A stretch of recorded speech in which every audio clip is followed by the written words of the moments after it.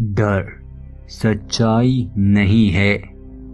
डर सिर्फ एक ही जगह रह सकता है, हमारे आने वाले कल के ख्यालों में। ये हमारे दिमाग की बनाई हुई एक ऐसी सोच है जिसका कोई वजूद ना तो था ना ही कभी होगा। खतरा सच्चाई हो सकता है, मगर डर का चुनाव हम करते हैं। बिना डरे भी खतरों का सामना किया जा सकता है। आफ्टर अर्थ 2013, जनरल साइपर रेज के शब्द। दोस्तों, अगर आप हमारे चैनल पर नए हैं तो प्लीज सब्सक्राइब कर दें।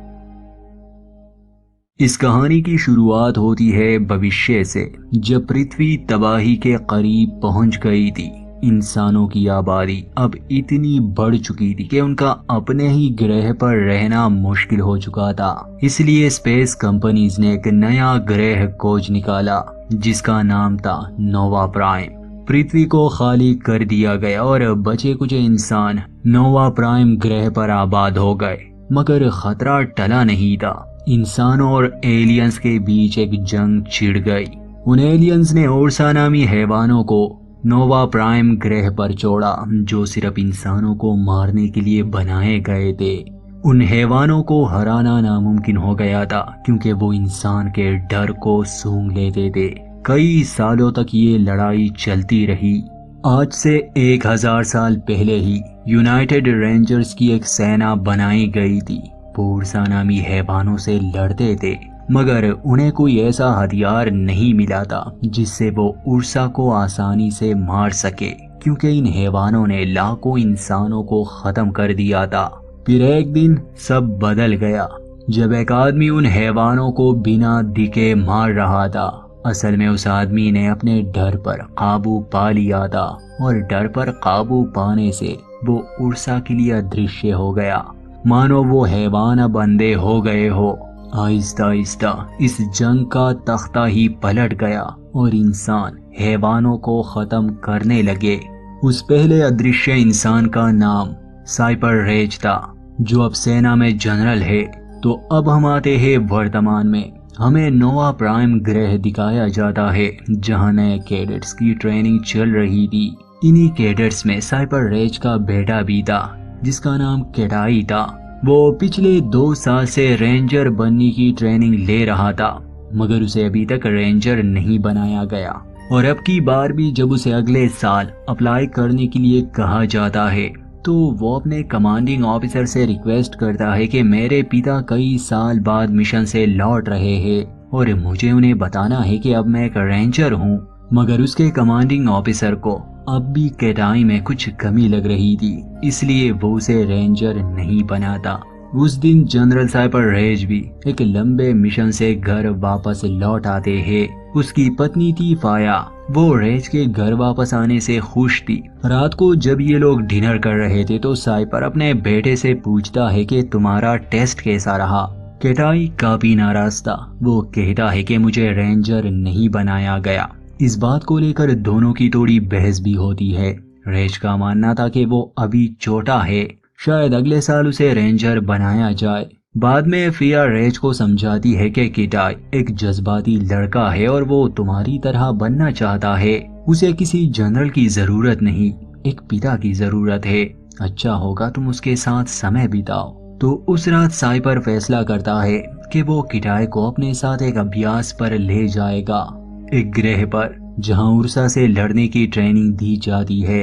अगले दिन जब वो निकल रहे थे, तो एक अपाहिज रेंजर आता है और साइपर रेज को सैल्यूट करता है। कहता है कि मैं जंग के मैदान में था, आपने मुझे और 4 और लोगों को बचाया। आपकी वजह से आज मैं अपनी बेटी का चेहरा देख पा रहा हूँ। ये सब देखकर केटाई अपने पिता से और भी इंस्पायर्ड हो जाता है। जिस जहाज में ये लोग जा रहे थे, उसमें एक उर्सा हैवान को भी ले जाया जा रहा था। असल में कुछ रेंजर्स को अदृश्य होने की ट्रेनिंग दी जा रही थी। नोवा प्राइम से टेक ऑफ करने के बाद साइपर रेज केटाई से कहता है कि अच्छा होगा तुम कुछ समय के लिए सो जाओ, मैं भी सोने वाला हूँ। केटाई थोड़ी नींद लेता है और जब वो जागता है तो उसके पिता अभी भी सो रहे थे। केटाई अपनी सीट से उठता है और उर्सा को देखने जाता है। एक रेंजर उसे रोकता भी है कि तुम्हें अंदर आने की इजाजत नहीं, मगर जब उसे पता चलता है कि ये जनरल का बेटा है तो वो उसे कुछ नहीं कहता। असल में केटाई उर्सा को करीब से देखना चाहता था, मगर अभी तक उसने अपने डर पर काबू पाना नहीं सीखा था। इसलिए जब वो आगे बढ़ता है, उर्सा उसके डर को महसूस कर लेता है। केटाई का ये डर बचपन से था। असल में हुआ ये था कि केटाई की एक बहन भी थी। जब वो छोटा था, एक उर्सा ने उनके घर पर हमला किया था। केटाई तो उस हमले में बच गया, मगर उसकी बहन को हैवान ने मार दिया और तब से लेकर आज तक वो डर केटाई के दिल में बैठ चुका है। यही सबसे बड़ी वजह है कि वो रेंजर के टेस्ट में पास नहीं होता, क्योंकि वो अपने डर को काबू ही नहीं कर पाता। दूसरी तरफ साइबर रेज भी जाग चुके थे। उन्हें कुछ महसूस होता है। वो शिप के दीवार पर हाथ लगाते हैं, फिर केटाई को लेने जाते हैं और पायलट से बात करते हैं। साइबर उन्हें वार्न करता है कि मुझे ऐसा लग रहा है उल्का पिंड का एक बड़ा तूफान आने वाला है। हम जहाज को मोड़ नहीं सकते, शायद हम उस तूफान की दिशा में चले जाए, इसलिए हम अपने जहाज को नहीं मोड़ेंगे। साइबर ये भी कहता है कि शायद मैं गलत हो सकता हूँ। तो एक पायलट उससे पूछता है कि सर, आप कितनी बार गलत हुए हैं? और देखते ही देखते उल्का पिंड के खतरनाक तूफान में इनका अंतरिक्ष जहाज बुरी तरह से फंस जाता है। रेज पायलट्स को ये आदेश देता है कि हमें किसी भी तरह यहाँ से निकालो। सबसे नजदीकी ग्रह पर जाने के लिए इन्हें अनुमति चाहिए थी, मगर साइबर को कोई रास्ता नजर नहीं आ रहा था। अगर उसे लोगों की जान बचानी है तो उसे प्लेनेट पर बिना अनुमति के ही लैंड करना होगा। पायलट्स आर्टिफिशियल वार्म होल का इस्तेमाल करते हैं। वो उल्का पिंड के तूफान से तो निकल आते हैं, मगर जहाज को भारी नुकसान पहुंच चुका था। उनके सामने एक ग्रह था, मगर ये वो ग्रह नहीं था जिसके बारे में ये लोग बात कर रहे थे। एक पायलट कहता है कि शायद कंप्यूटर हमें गलती से यहाँ ले आया। सिस्टम की तरफ से इन्हें चेतावनी दी जाती है कि इंसानों को इस ग्रह पर जाने की इजाजत नहीं है।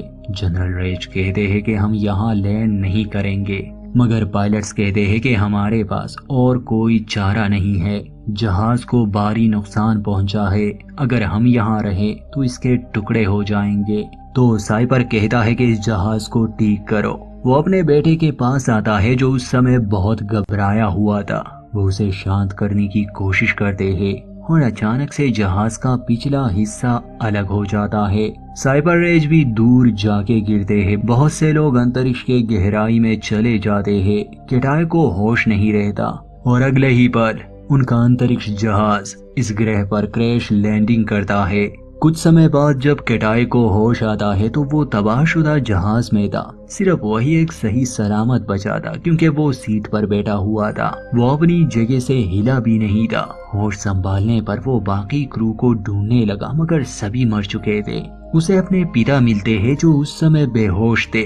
केटाई इस हादसे की वजह से काफी डर गया था। वो इस इंतजार में था कि कब उसके पिता होश में आएंगे, क्योंकि उसे नहीं पता था अब आगे क्या करना है और ये कौन सा ग्रह है। जब वो होश में आते हैं तो सबसे पहले अपने बेटे से यही पूछते हैं कि क्या तुम ठीक हो। वो बाकी रेंजर्स को आवाज लगाते हैं, मगर कोई भी जिंदा नहीं था। साइपर केटाई को ऊपर कॉकपिट में भेजता है। उसे ग्रे बॉक्स ढूंढने को कहता है जिसमें एक बीकन था। उससे वो नोवा प्राइम पर मदद के लिए सिग्नल भेज सकते थे। मगर केटाई जब उस बीकन को लाता है तो साइपर को ये बुरी खबर मिलती है कि वो बीकन अब टूट चुका है। साइपर काफी जख्मी हो चुका था। उसकी दोनों टांगे टूट चुकी थी। वो अपनी जगह से हिल भी नहीं पा रहा था। वो केटाई की मेडिकल जांच करता है। वो बिल्कुल ठीक था। फिर वो उसे समझाता है कि देखो बेटा, हमसे 100 किलोमीटर की दूरी पर इस जहाज का टेल सेक्शन गिरा है।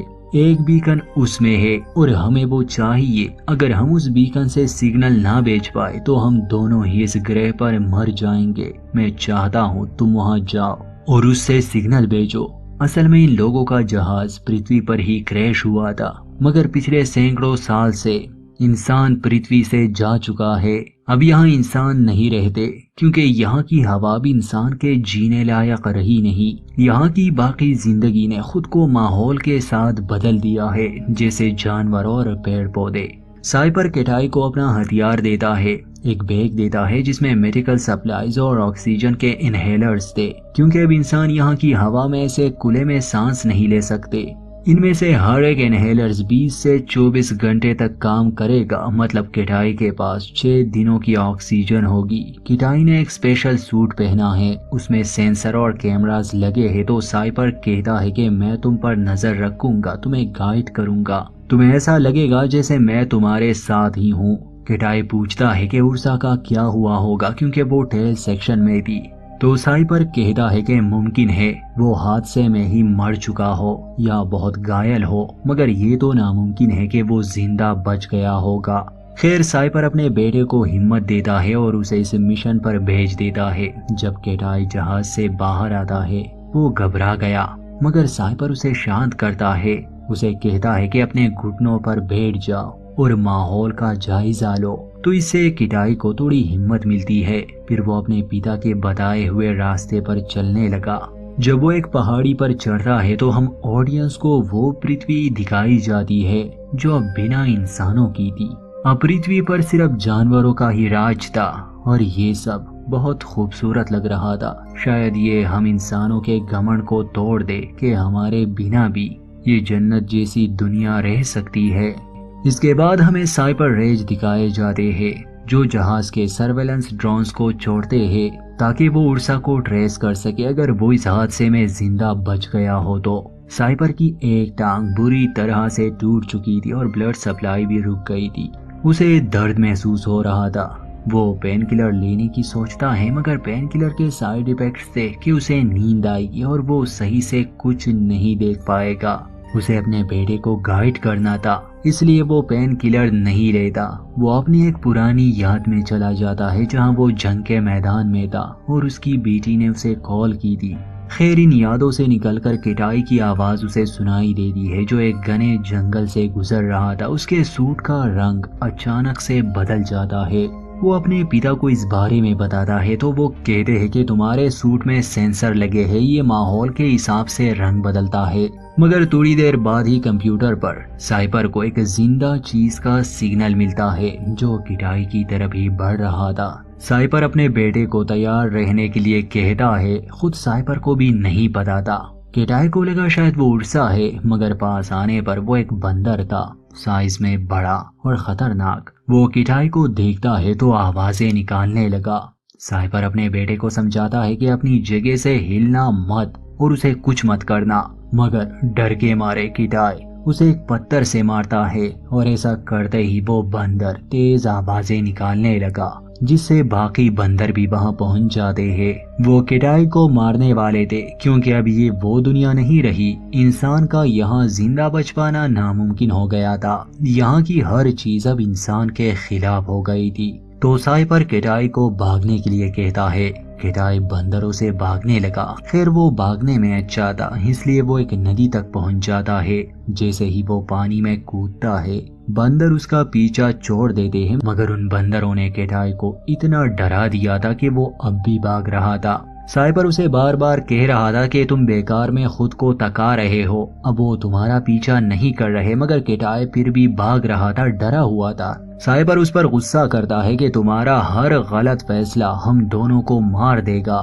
फिर किसी तरह किटाई शांत हो जाता है। कंप्यूटर पर साइबर को पता चलता है कि किटाई के खून में बदलाव आ रहा है, इसलिए वो उसे अपने शरीर का मुआयना करने के लिए कहता है। किटाई को अब चक्कर आ रहे थे। जैसे ही वो अपने हाथ की तरफ देखता है उस पर एक कीड़ा चिपका हुआ था, एक जहरीला कीड़ा। किटाई उसे अपने हाथ से हटा देता है, मगर किटाई को उसने काट लिया था। साइपर उसे बैग से इंजेक्शन लेने के लिए कहता है। उसे 2 इंजेक्शन लेने होंगे। अब किटाई के शरीर पर जहर का असर हो रहा था। उसे कुछ दिखाई नहीं दे रहा था, मगर अपने पिता की बात मानते हुए वो पहले इंजेक्शन को किसी तरह ले लेता है। दूसरे इंजेक्शन को वो आसानी से नहीं ले पा रहा था क्योंकि उसके हाथ अब सुन पड़ गए थे। तो साइपर उसे कहता है कि इंजेक्शन को ऐसे ही पकड़े रहो और जमीन पर गिर जाओ। किटाई ऐसा ही करता है। इंजेक्शन लेने में वो कामयाब हो गया, वो मरते मरते बचा। साइपर उसे कहता है कि अब तुम वहीं पर आराम करो। कुछ घंटे आराम करने के बाद रात होने वाली थी। साइपर उसे जगा देता है कि तुम्हें कोई गर्म जगह ढूंढनी होगी, क्योंकि रात को इस ग्रह के कुछ हिस्सों में तापमान काफी गिर जाता है। किटाई अब ठीक हो चुका था। साइपर उसे इनहेलर लेने को कहता है। जब वो इनहेलर्स लेने वाला था तो देखता है कि उनमें से 2 टूट चुके हैं। वो अपने पिता को सच नहीं बताता। एक लम्हे के लिए दिल की धड़कन से साइपर को शक हो जाता है, मगर दूसरी बार केटाई सफाई के साथ झूठ बोलता है। खैर, केटाई इनहेलर्स लेता है और एक गर्म जगह पहुंच जाता है। अब बार बार साइपर रेज को अपनी बेटी की याद आ रही थी जिसे उर्सा ने मार दिया था। रात को केटाई अपने पिता से पूछता है कि आप पहली बार अदृश्य कैसे बने थे, तो साइपर कहानी सुनाता है कि एक बार मैं अकेले जॉगिंग कर रहा था। एक उर्सा ने मुझ पर हमला कर दिया। मैं नदी में गिर गया। वो मेरे ऊपर था। मैंने पानी में अपना खून देखा जो सूरज की रोशनी में चमक रहा था। अचानक से मेरा ध्यान बदल गया क्योंकि मुझे यही लगा था कि अब मैं मरने वाला हूँ। एक लम्हे के लिए मैंने डर को भुला दिया और जब ऐसा हुआ तो मुझे महसूस हुआ कि उर्सा मुझे नहीं देख पा रहा। वही लम्हा था जब मुझे उनकी कमजोरी का पता चला। डर सच नहीं है, ये हमारी दिमाग की बनाई गई एक ऐसी चीज है जिसका कोई वजूद नहीं है। खतरा सच हो सकता है बेटा, मगर खतरे के समय डर का चुनाव हम करते हैं। 5-6 दिन का ये सफर किटाई के लिए काफी मुश्किल था क्योंकि उसे हर दिन सफर करना था और रात को ठंड बढ़ने की वजह से उसे किसी गर्म जगह की तलाश करनी थी। अगले दिन जब वो अपने सफर पर निकलता है तो नदी के किनारे उसे उन्हीं बंदरों की लाशें मिलती है। वो घबरा जाता है और वहां से जल्दी निकल जाता है। जब वो आगे जाता है तो वो एक बुलंद चोटी पर पहुंच चुका था। ठीक यहीं पर साइपर केटाई का झूठ पकड़ लेता है कि उसके पास अब सिर्फ 2 ही इनहेलर्स बचे हैं और टेल तक पहुंचने के लिए कम से कम उसे 3 की जरूरत थी। कंप्यूटर पर साइपर रास्ते का एनालिसिस करता है। अगर केटाई पहाड़ से उतरने की कोशिश करेगा तो इसमें कई दिन लगने वाले थे। वो घूम कर भी नहीं जा सकता। एकमात्र रास्ता वो पहाड़ी से कूद जाए। वो अपनी मंजिल पर कम समय में पहुंच सकता है। एक लम्हे के लिए साइबर सोचता है, फिर कहता है कि मिशन छोड़ दो, ये यहीं पर खत्म हो गया। अब केटाई ये सुनता है तो कहता है कि नहीं, मैं वहां पहुंच सकता हूँ, मुझे पता है। मगर साइबर को पता था कि ऐसे वो मर जाएगा। उसे इस मिशन को खत्म करना ही सही लगा। यहाँ किटाई जज्बाती हो जाता है। उसे वो दिन याद आता है जब उसकी बहन को उर्सा ने मार दिया था और वो डर के मारे एक जगह सहमा हुआ बैठा था। वो अपने पिता से कहता है कि आप इसलिए कह रहे हैं क्योंकि आपको मुझ पर विश्वास नहीं है, पर उस समय मैं क्या करता। मैं बुज़दिल नहीं हूँ और आप उस दिन कहाँ थे। बुज़दिल मैं नहीं हूँ, आप है।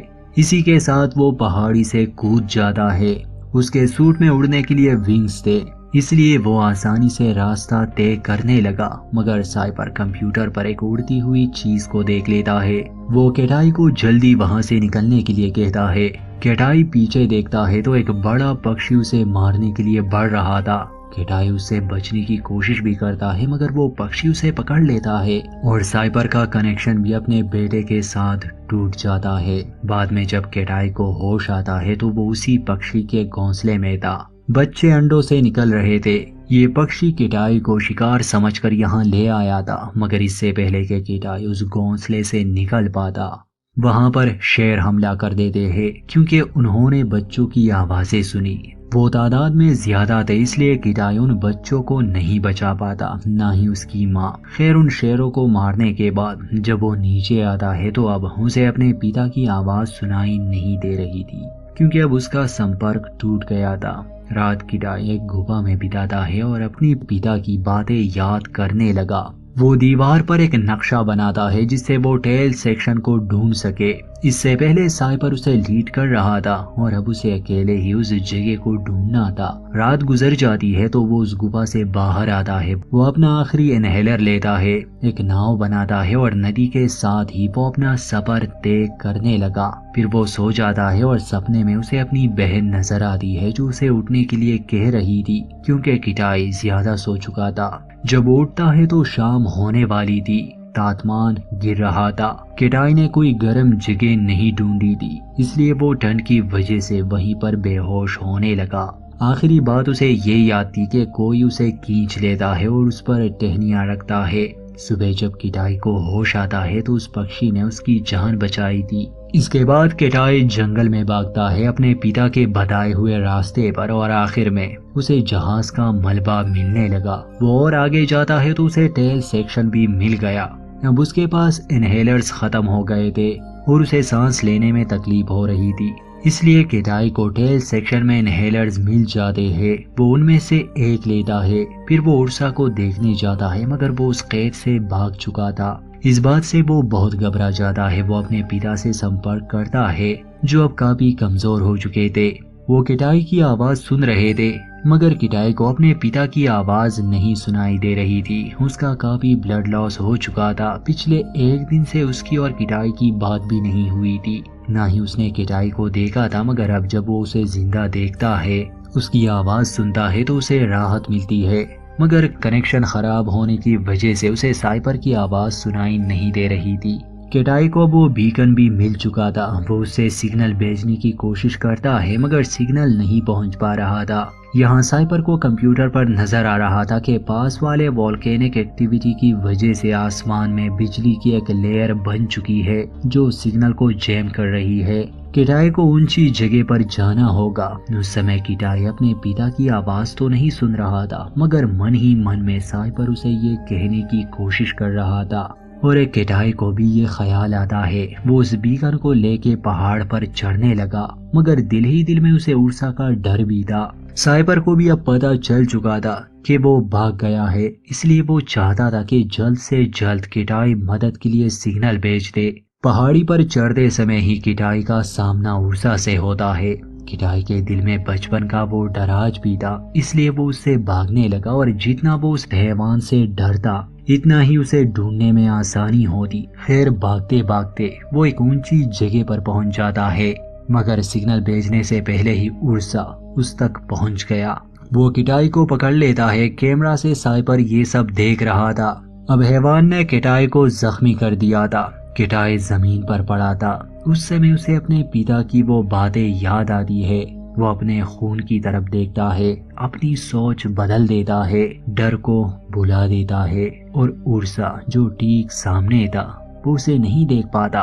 किटाई अपना हथियार लेता है और अब वो उस हैवान को मारने लगा। साइपर रेज अपने बेटे की ये बहादुरी देख रहा था। उसे यकीन नहीं आ रहा था। बिना डरे वो उस हैवान को खत्म कर देता है और आखिर में वो उस बीकन से नोवा प्राइम पर सिग्नल भेज देता है। कुछ समय बाद ही रेंजर उन्हें बचाने के लिए आते हैं। जब उन्हें ले जाया जा रहा था तो रेज अपने बेटे के लिए उठता है और उसकी बहादुरी के लिए उसे सैल्यूट करता है, बिल्कुल वैसे ही जैसे उस सैनिक ने साइपर रेज के लिए किया था। पृथ्वी का ये एक हादसा बाप बेटे को करीब ले आया और आखिरकार किटाई ने वो साबित कर दिया। उन दोनों को अपने घर वापस ले जाया जाता है और यहीं पर इस कहानी का अंत। उम्मीद करते हैं आपको हमारी ये एक्सप्लेनेशन पसंद आई होगी, तो लाइक करना ना भूलें। अगर आप हमारे चैनल पर नए हैं तो प्लीज सब्सक्राइब कर दें।